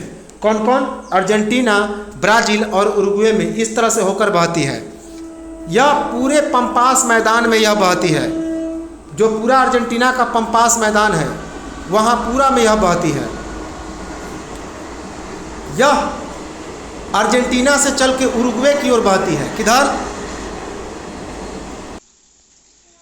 तो ये है हमारा पैम्पेरो। तो पैम्पेरो जो है अर्जेंटीना, ब्राज़ील और उरुग्वे में बहती है और यह अर्जेंटीना से चलकर उरुग्वे की ओर बहती है। अर्जेंटीना से चल के उरुग्वे की ओर। इसके बाद यह एक ठंडी हवा है जो प्रचंड वेग से बहती है। कैसी हवा है? ठंडी हवा है जो प्रचंड वेग से बहती है। इसके बाद बात की जाए तो यहाँ पे है एक फ्राइजेन। क्या नाम है? फ्राइजेन।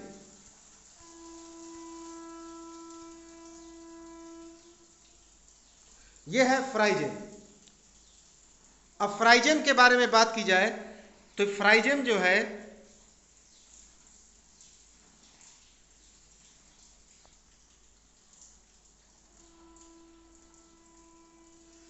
यह ब्राजील में बहती है। कहाँ पे? उत्तर अमेरिका के पूर्वी ब्राजील में। यह कैंपोस घास, चूंकि ब्राजील में कौन से घास के मैदान है? कैंपोस। तो कैंपोस घास के मैदान में बहने वाली यह एक गर्म और शुष्क पवन है। तो ब्राजील के कैंपोस घास के मैदान में बहने वाली यह एक गर्म और शुष्क पवन है जिसका टेम्परेचर लगभग 40 डिग्री सेल्सियस से भी ज़्यादा रहता है। कितना? 40 डिग्री सेल्सियस से भी ज़्यादा। फ्राइजेन। उसके बाद बात की जाए तो यहाँ पे जो दिखाई दे रहा है इसका नाम है ब्रेहोलस। क्या नाम है? ब्रेहोलस। तो इसे भी हम लोग देखें थोड़ा सा।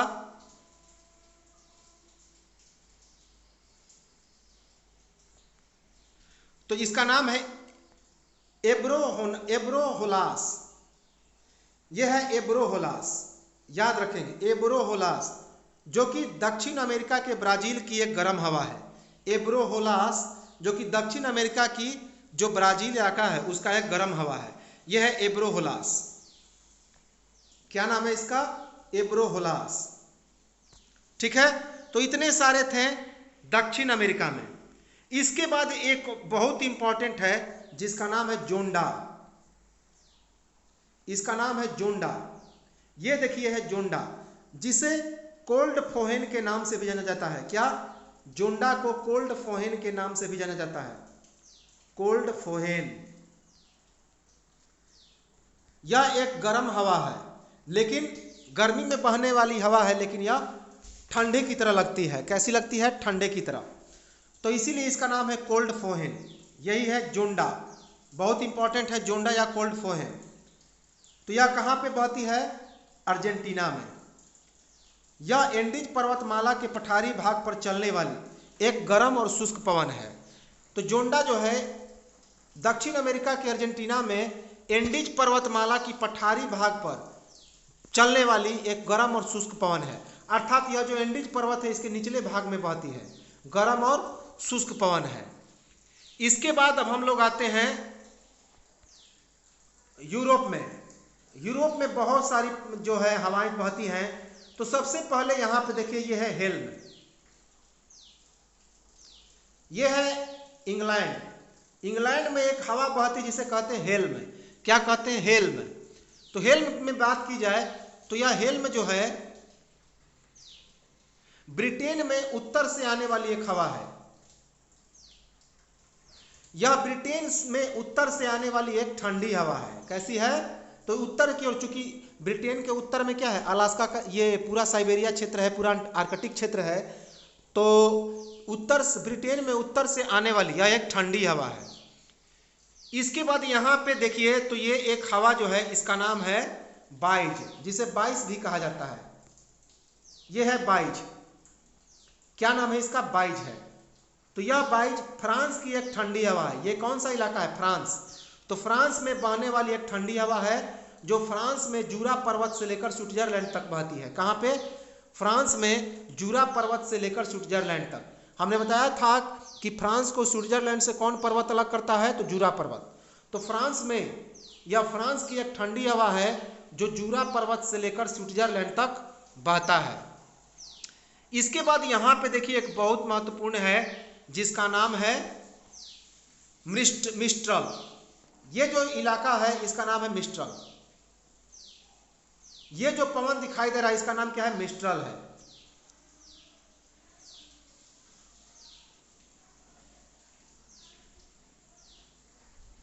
मिस्ट्रल फ्रांस और स्पेन दोनों देश में बहती है।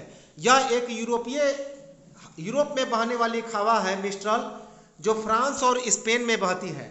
यह एक ठंडी पवन है। कैसी? ठंडी पवन, जो राइन घाटी में भूमध्य सागर तक बहती है। कहाँ पे? राइन घाटी में भूमध्य सागर तक बहती है। इसके बाद यह है इंपॉर्टेंट जिसका नाम है, ये देखिए, ये है बोरा।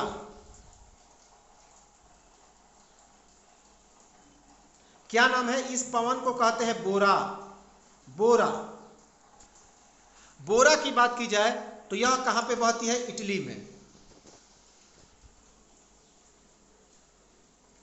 यह बोरा जो है यह इटली में बहती है, अर्थात मध्य यूरोप में बहती है। पूरे मध्य यूरोप में बहने वाली, अर्थात मैक्सिमम इसका 90% हिस्सा इटली में ही बहता है। और यह एक ठंडी पवन है। कैसा? ठंडी पवन। यह इटली में बहती है। एड्रियाटिक सागर के पूर्वी किनारों पर से होते हुए इटली के उत्तरी भाग के पर्वतीय क्षेत्र से होते हुए यूगोस्लाविया की ओर चली जाती है। तो इम्पॉर्टेंट है, यह एड्रियाटिक सागर से निकलती है, उसके पूर्वी किनारों से, और इटली के उत्तरी भाग के पर्वतीय क्षेत्र से होते हुए यह यूगोस्लाविया में प्रवेश कर जाती है। याद रखेंगे। तो मैक्सिमम इसका पवन बहता है इटली में, और उसके बाद कहाँ पे प्रवेश कर जाता है? यूगोस्लाविया में। निकलती है कहाँ से? एड्रियाटिक सागर से। और एड्रियाटिक सागर के पूर्वी किनारे से जाकर इटली के उत्तरी भाग से होते हुए इटली के पर्वतीय क्षेत्र में पूरा बहती है और यूगोस्लाविया में प्रवेश कर जाती है। इसके बाद है यहाँ पे एक है पवन बहती है जिसका नाम क्या है? जोरान। यह है जोरान। जोरान की बात की जाए तो यह दो देशों में बहती है, स्विट्जरलैंड और फ्रांस में। स्विट्जरलैंड में और फ्रांस में। जोरान यह जूरा पर्वत से जेनेवा झील की तरफ से रात्रि में चलने वाली शीतल और एक शुष्क पवन है, अर्थात ठंडी और शुष्क पवन है। तो यह जो जोरान है जूरा पर्वत से जेनेवा झील की तरफ रात्रि में चलने वाली शीतल और एक शुष्क पवन है। इसके बाद यहाँ पे है एक इंपॉर्टेंट फॉन। क्या नाम है इसका? फॉन। बहुत बार एग्जाम में यह चीज पूछा गया है, फॉन। यह एक गर्म पवन है, फॉन। कहाँ पे बहती है? स्विट्जरलैंड में। तो फॉन के बारे में पूरा डिटेल में समझें। सबसे पहले यह स्विट्जरलैंड की एक स्थानीय पवन है जो कैसी है? गर्म और शुष्क पवन है। तो फॉन स्विट्जरलैंड की एक स्थानीय पवन है, गर्म और शुष्क पवन है। इसके प्रभाव से बर्फें पिघल जाती है और पशु चारकों के लिए चारागाह मिल जाता है। तो इसके प्रभाव से जो बर्फ है वह पिघल जाता है और पशु चारकों के लिए चारागाह की प्राप्ति हो जाती है। यह अंगूर की फसल के लिए काफ़ी लाभदायक होता है और इसके प्रभाव से अंगूर जल्दी पक जाते हैं। यह आल्प्स पर्वत की उत्तरी भाग में बहता है। कौन? आल्प्स पर्वत की उत्तरी भाग में। यहाँ जो पूरा पर्वत है ये सभी आल्प्स पर्वत है। यहाँ पे आल्प्स पर्वत है, तो इसी के उत्तरी भाग में यह बहता है। याद रखेंगे। क्या नाम है इसका? फॉन, जो कि स्विट्जरलैंड में बहने वाली एक स्थानीय पवन है, गर्म और शुष्क पवन है। इसके प्रभाव से जो आल्प्स पर्वत है वहाँ की बर्फ पिघल जाती है और पशुचारकों के लिए चारागाह मिल जाता है। अर्थात इसका एक सकारात्मक प्रभाव है। यह अंगूर की फसल के लिए लाभदायक होता है और इसके प्रभाव से अंगूर जल्दी पक जाते हैं। यह आल्प्स पर्वत की उत्तरी भाग में बहता है। एक बात याद रखेंगे कि दक्षिण पूर्वी व्यापारिक पवनों का बारिश के मौसम में भारतीय उपमहाद्वीप से आकर्षण का कारण होता है उत्तर पश्चिम भारत में कम वायुदाब होना। अर्थात जो दक्षिण पूर्वी व्यापारिक पवनें हैं वे बारिश के मौसम में भारतीय उपमहाद्वीप में जल्दी आकर्षित हो जाती हैं। किस कारण से? तो भारत में जो उत्तर पश्चिम भारत है वहाँ पे लो प्रेशर होता है। क्या होता है? लो प्रेशर होता है। इसके बाद है यूरोप में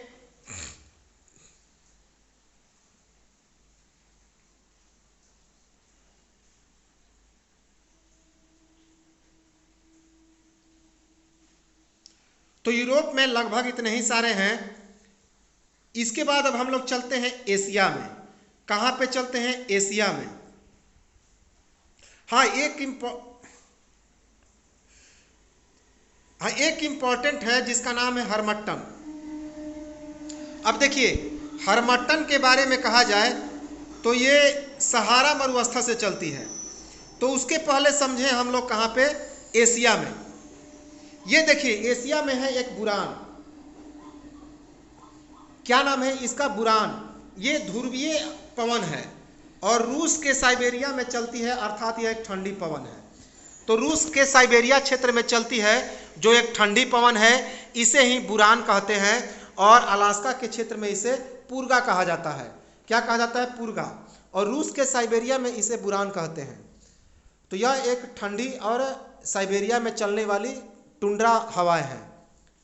इसके बाद बात की जाए तो यहाँ पे है एक, यहाँ पे भी है ब्लिजार्ड। यहाँ पे भी क्या है? तो ब्लिजार्ड है। तो यह ब्लिजार्ड जो है, जितने सारे जो ब्लिजार्ड पवनें हैं ये सभी टुंड्रा प्रदेश की पवनें हैं। अर्थात ये सभी ठंडे इलाकों में आर्कटिक क्षेत्र में चलती हैं, इसीलिए इन्हें आर्कटिक पवन भी कहते हैं। ये टुंड्रा वाली पवनें हैं, ठंडी पवन हैं, बर्फीले पवन है ब्लिजार्ड। तो सभी जगह ब्लिजार्ड चलते हैं। अर्थात जो ध्रुवीय इलाके हैं इन सभी इलाकों में ब्लिजार्ड, बुरान, ये सभी चलते हैं। इसके बाद है टाइफून। ये है टाइफून, जो कि टाइफून जो है चीन में बहने वाली एक तेज हवा है, धूल भरी आंधी है। क्या है? धूल भरी आंधी। तो ये जो टाइफून है चीन और थोड़ी बहुत चलती है जापान में। तो चीन और जापान में बहने वाली एक धूल भरी आंधी और गर्म हवा है टाइफून।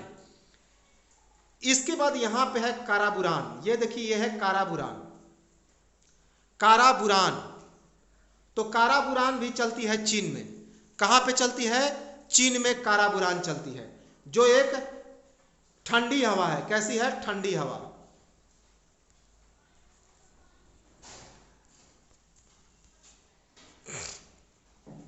इसके बाद देखिए, यहाँ पे है दो हवाएं हैं, एक का नाम है सामल और एक का नाम है गोरिच। ये सभी फारस की खाड़ी की तरफ चलती है, ईरान, इराक। तो एक का नाम है सामल और दूसरे का नाम है गोरिच। ये सभी एशिया में बहती हैं, सामल और गोरिच। तो इसके बारे में देखें, सामल की बात की जाए तो यह जो सामल है इराक और फारस की खाड़ी में चलने वाली एक गर्म और शुष्क पवन है। कहाँ पे? इराक तथा फारस की खाड़ी में चलने वाली एक गर्म और शुष्क पवन है। इसके बाद देखिए, यहाँ पे ये जो दिखाई दे रहा है ये भी है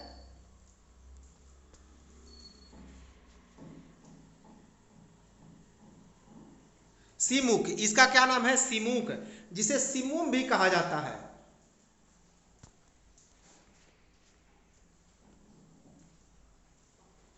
इसे सिमुम भी कहा जाता है। तो सिमुक या सिमुम,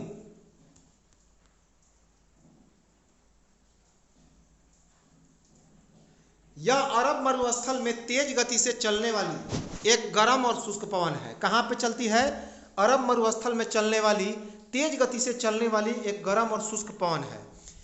यह रेगिस्तान में एक बड़े टिब्बों का निर्माण करती है। टिब्बे का मतलब होता है इस तरह से बालू की आकृति का निर्माण करती है। रेगिस्तान में बड़े टिब्बों का निर्माण करती है। इसके चलने से सांस लेने में कठिनाई होता है क्योंकि यह एक बालू वाला एक धूल भरी आंधी है। इसे बालू से भरी दमघोटू पवन भी कहते हैं। क्या कहते हैं? बालू से भरी दमघोटू पवन। क्या नाम है? सिमुक या सिमुम, जो कि अरब मरुस्थल में तेज गति से चलने वाली एक गर्म और शुष्क पवन है और यह रेगिस्तान में बड़े टिब्बों का निर्माण करती है, अर्थात यह नकारात्मक प्रभाव पैदा करती है। इसके चलने से सांस लेने में दिक्कत होती है क्योंकि यह धूल भरी आंधी है और इसे बालू से भरी दमघोटू पवन कहते हैं। इसके बाद गोरिच की बात की जाए तो गोरिच जो है कहाँ पे बहती है? ईरान में। यह एक गर्म और शुष्क पवन है। क्या है? गर्म और शुष्क पवन है। तो ये तो थे एशिया में बहने वाली पवनें। सभी एशिया में बहने वाली पवनों को हमने देख लिया, एशिया और यूरोप। इसके बाद अब हम लोग आते हैं कौन? यहाँ पे भारत में। तो देखिए, भारत की बात की जाए तो भारत और पाकिस्तान में बहता है लू। भारत और पाकिस्तान में क्या बहता है? लू, जो कि मई जून के महीने में बहने वाली एक गर्म हवा है। कैसी है? धूल भरी आंधी है।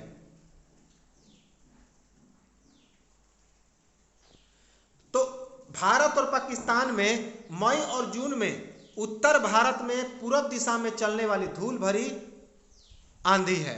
याद रखेंगे। तो यह जो लू है भारत और पाकिस्तान में बहता है और मई और जून में उत्तर भारत में उत्तर पूर्व तथा पश्चिम से पूर्व दिशा में चलने वाली धूल भरी तूफानी उष्ण तथा शुष्क पवन है, सूखा पवन है। तो पाकिस्तान में बहुत तेजी से बहता है, भारत में और तेजी से बहता है लू। तो यह मई और जून के महीना में उत्तर भारत में उत्तर पूर्व तथा पश्चिम में पूर्व दिशा में चलने वाली एक धूल भरी आंधी है। यह तूफानी उष्ण तथा एक शुष्क पवन है। भारत में एक और बहता है जिसका नाम है काल बैसाखी। भारत में एक और बहता है काल बैसाखी। तो यह जो काल बैसाखी है भारत के पश्चिम बंगाल में मई महीने में चलने वाली गर्म और तेज पवन है, जो काफ़ी नुकसानदेह साबित होता है, काफ़ी तबाही पैदा करता है। तो कहाँ पे चलता है काल बैसाखी? भारत के पश्चिम बंगाल में मई महीने में चलने वाली एक गर्म पवन है और तेज गति से बहती है और काफ़ी नुकसानदेह साबित होता है। एक है आम्र वर्षा। क्या नाम है? आम्र वर्षा। तो यह भारत के केरल राज्य में बहने वाली एक गर्म हवा है। तो भारत के केरल राज्य में बहने वाली यह एक गर्म हवा है। यह आम के फसल के लिए काफ़ी उपयोगी है। क्या है? तो आम के फसल के लिए काफ़ी उपयोगी है। इसमें हल्की हल्की फुहारें आती है आंधी के साथ, जिसमें आम जल्दी पक जाते हैं। इसके बाद अब हम लोग आते हैं अफ्रीका में। देखिए, अफ्रीका में बहुत सारे हैं। सबसे पहले यहाँ पे हम लोग देखें तो इसका नाम है सिरोको। ये जो है दिखाई दे रहा है, इसका नाम है सिरोको। क्या नाम है? सिरोको। सिरोको के बारे में थोड़ा डिटेल में हम लोग समझेंगे क्योंकि ये बहुत इंपॉर्टेंट पवन है।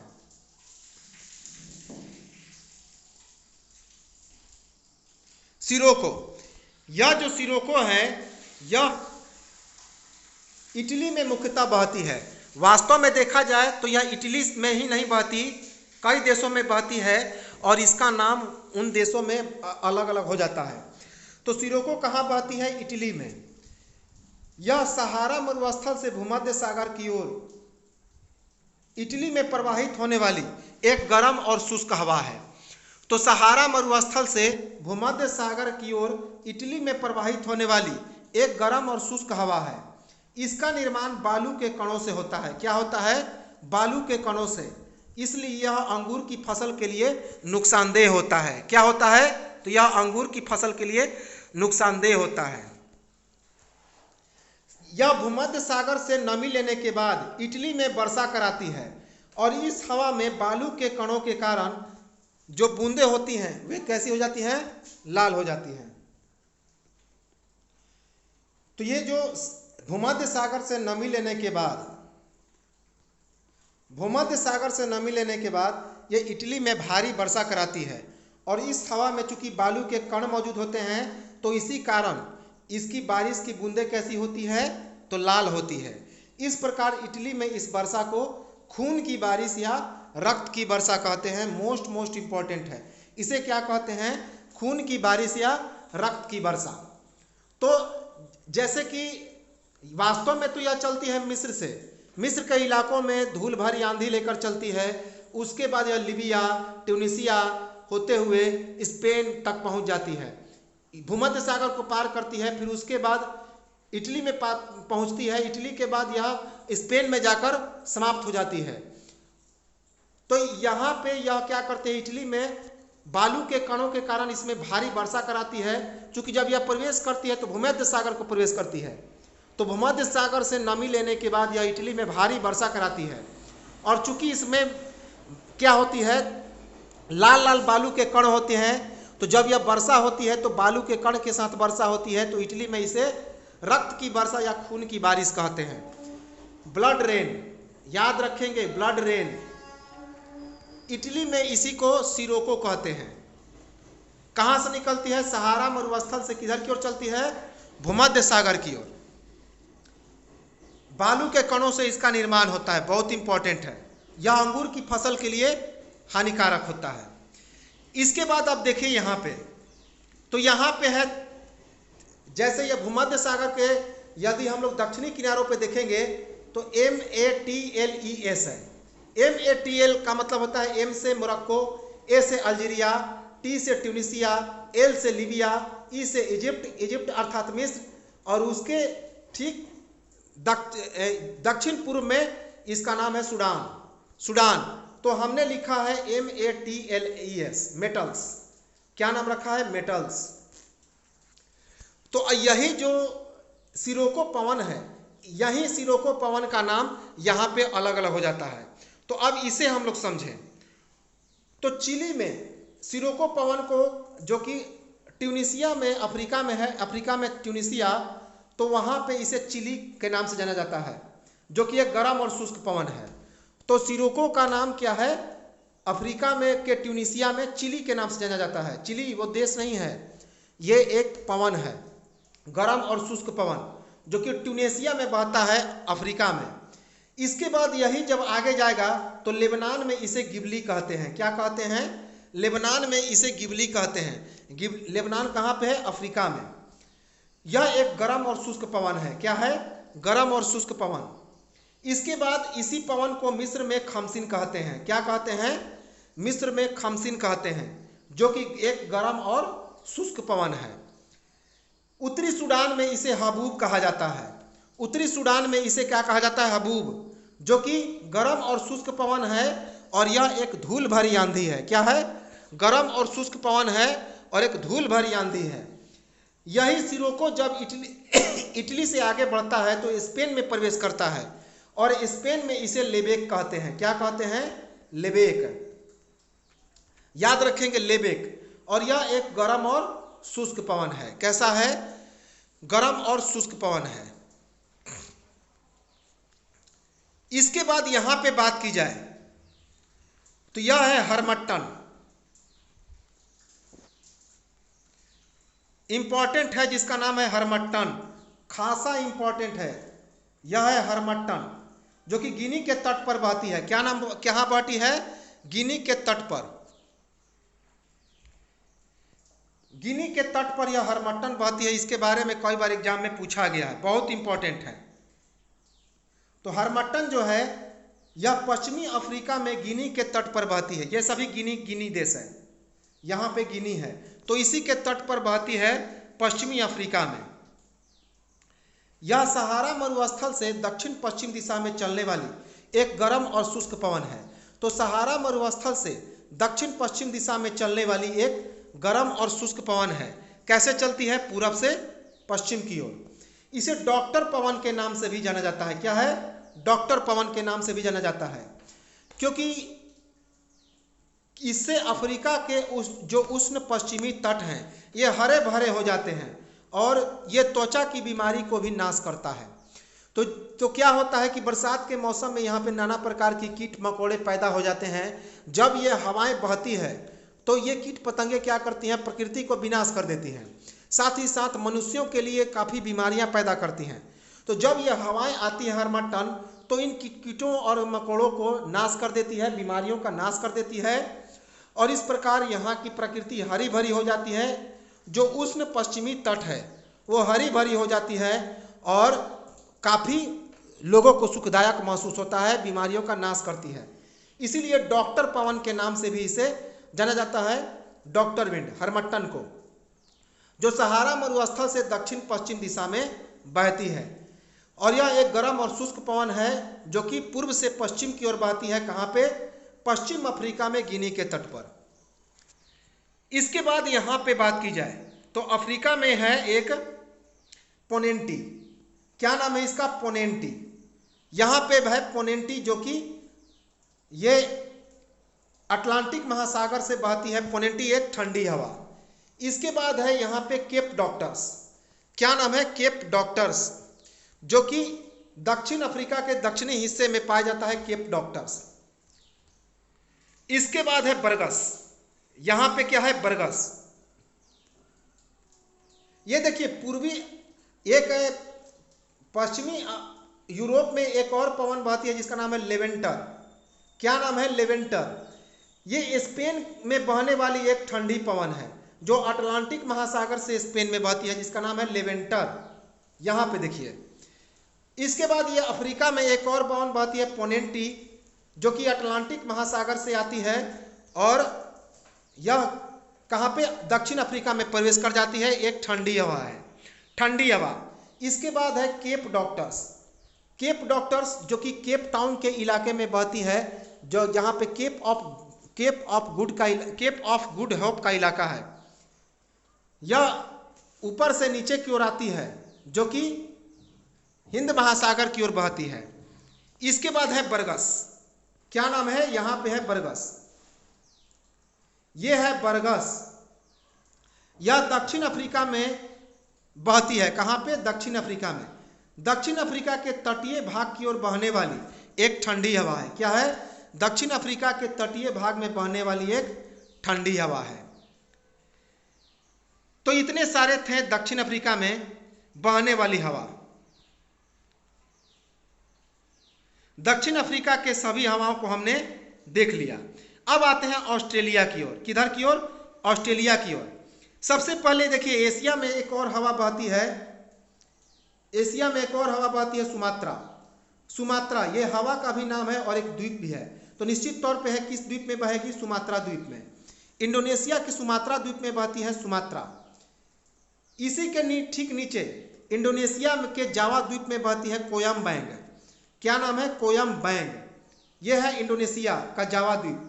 यहीं पे बहती है कोयम बैंग, जो इंडोनेशिया के जावा द्वीप में बहती है और यह तंबाकू के खेती को नुकसान करती है। क्या करती है?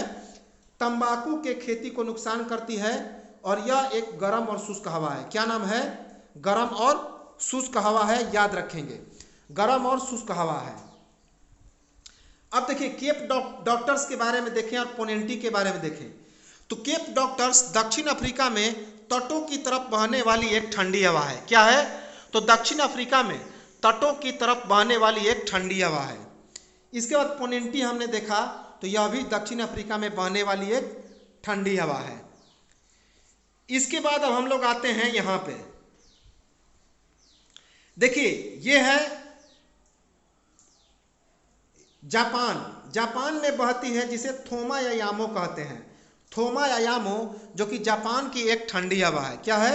जापान की एक ठंडी हवा है। इसके बाद अब हम लोग आते हैं ऑस्ट्रेलिया की ओर। किधर? ऑस्ट्रेलिया की ओर। तो ऑस्ट्रेलिया में ये जो दिखाई दे रहा है इसे ब्रिक फिल्डर कहा जाता है। बहुत इंपॉर्टेंट है, ब्रिक फिल्डर एक ठंडी हवा है।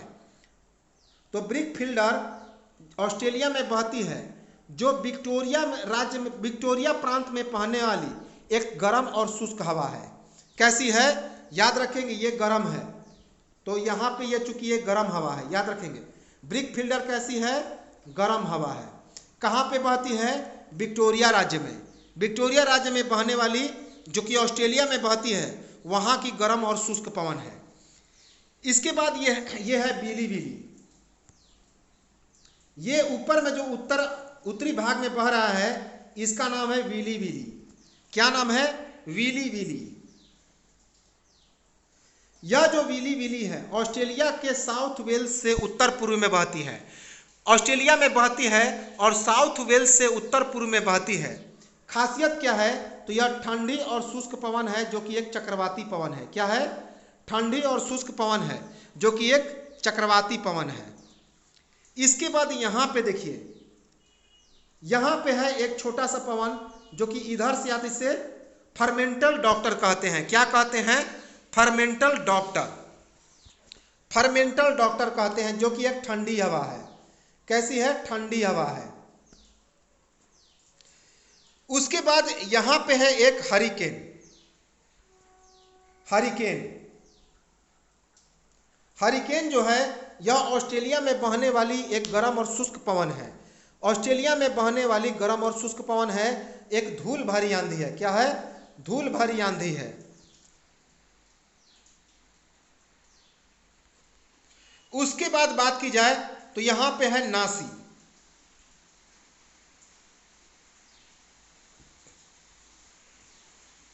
यह है न्यूजीलैंड।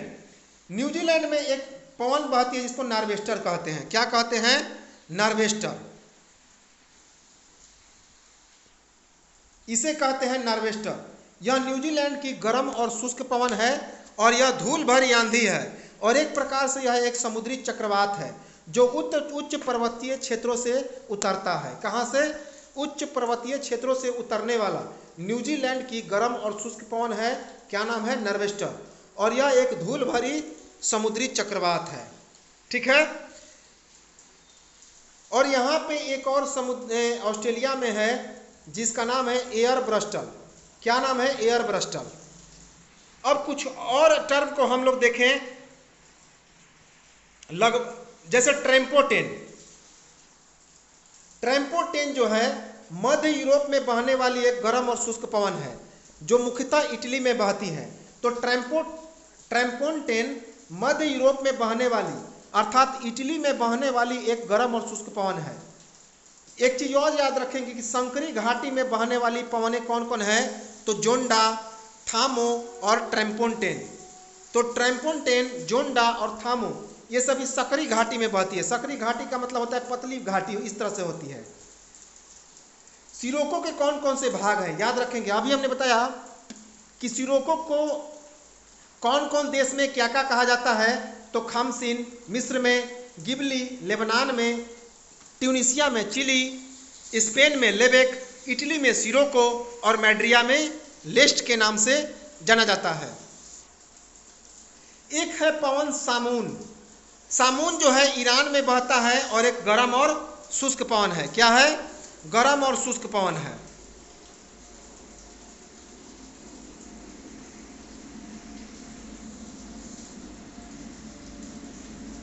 हाँ, ये देखिए, इसका नाम है सर्दन ब्रस्टर। ये जो पवन है ऑस्ट्रेलिया में, इसका नाम है सर्दन ब्रस्टर। सर्दन ब्रस्टर जो है,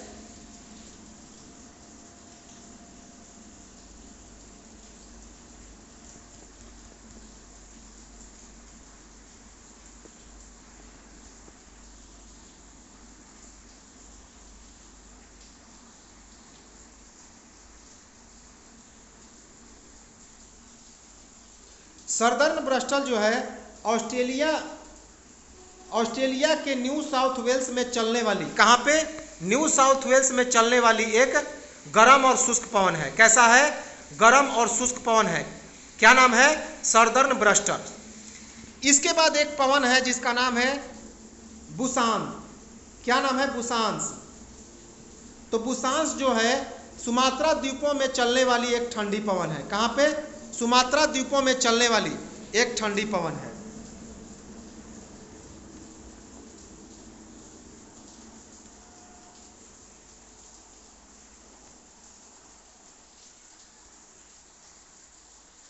इसके बाद है सिस्टन।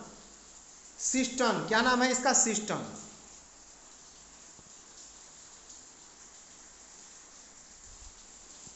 यह जो सिस्टन है इसे 120 दिन की पवन कहते हैं, क्योंकि यह लगभग बहते रहता है। क्या नाम है? सिस्टन।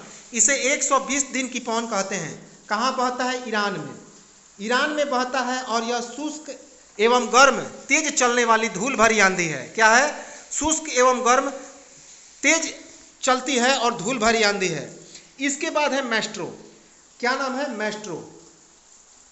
यह भूमध्य सागरीय क्षेत्र से यूरोप की तरफ बहने वाली गर्म हवा है।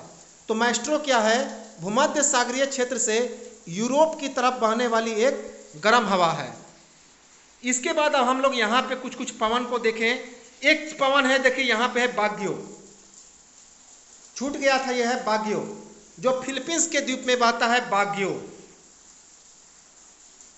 बाग्यो या फिलीपींस में बहने वाली एक गर्म और शुष्क पवन है। कहाँ पे? फिलीपींस में बहने वाली गर्म और शुष्क पवन है। इसके बाद ब्लिजार्ड के बारे में देखा कि यह टुंड्रा और साइबेरिया क्षेत्र में बहने वाली ठंडी पवन है। इसके बाद यहाँ पे देखें तो यहाँ पे है फर्मेंटल डॉक्टर। अभी हमने देखा ऑस्ट्रेलिया में हिंद महासागर से बहने वाली एक ठंडी हवा है। हिंद महासागर से ऑस्ट्रेलिया में बहने वाली ठंडी हवा है। उसके बाद है ये जिसका नाम है, इसका नाम है अपाल। क्या नाम है? सोलिना और अपाल। तो सोलेना जो है ये दक्षिण पूर्व स्पेन में बहने वाली एक गर्म हवा है। सोलेना क्या है? दक्षिण पूर्व स्पेन में बहने वाली गर्म हवा है। उसके बाद ये अयाल। क्या नाम है? अयाल। तो अयाल जो है फ्रांस और स्पेन में बहने वाली गर्म हवा है। फ्रांस और स्पेन में बहने वाली गर्म हवा है। इसके बाद है ताल। क्या नाम है? ताल। ताल जो है जर्मनी में बहने वाली गर्म हवा है। क्या है? जर्मनी में बहने वाली गर्म हवा। ब्रेवा, ब्रेवा जो है इटली में बहने वाली गर्म हवा है। इसके बाद बेंडावाल्स। बेंडावाल्स जिब्राल्टर जल संधि में बहने वाली एक ठंडी हवा है। तो बेंडावाल्स जिब्राल्टर जल संधि में बहने वाली एक ठंडी हवा है। उसके बाद लिविच, सहारा से स्पेन में चलने वाली एक गर्म हवा है। क्या है? लिविच सहारा मरुस्थल से स्पेन में चलने वाली एक गर्म हवा है।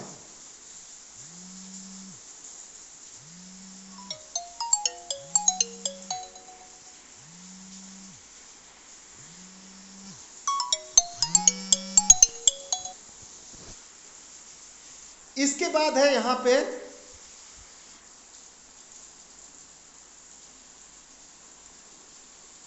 इसका नाम